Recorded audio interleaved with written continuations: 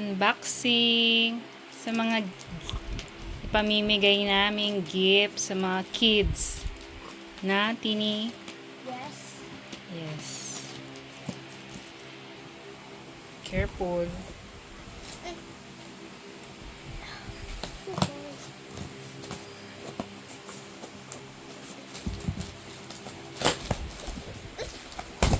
Aray ko. Ayan. Again? What is that inside again? Ano to? Mga cookies. Bali, 5 boxes ang in-order namin. Tapos, bali 50 pieces, no, ate? Yan. Sa SM, 30 pesos to isa eh. So, nabili ko lang siya ng 14 pesos. Sale siya, nabili ko. Yan. Sa mga magbabahay-bahay. Ito naman ang ibibigay ko. Last year, mga candy. Ang cute. Ayan, yearly yan. Pinamimigay namin sa mga bata. Ngayon, medyo maganda yung ipamimigay ngayon. So, yan. Bali, 10 boxes. Sa isang box, 10 ang laman. Yan pa.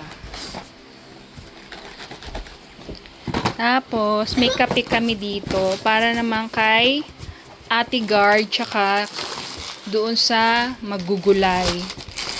Ayan. Yearly din namin binibigyan.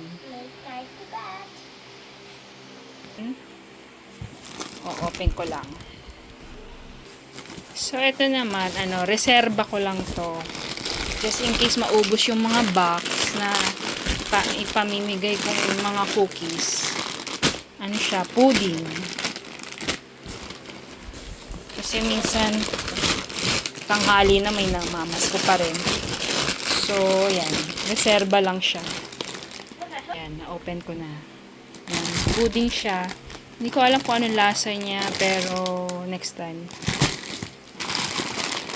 Titikman ko. Yan.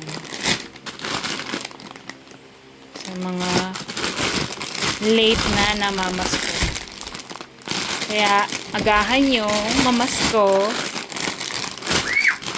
Ayan, para makakuha kayo ng biskuit.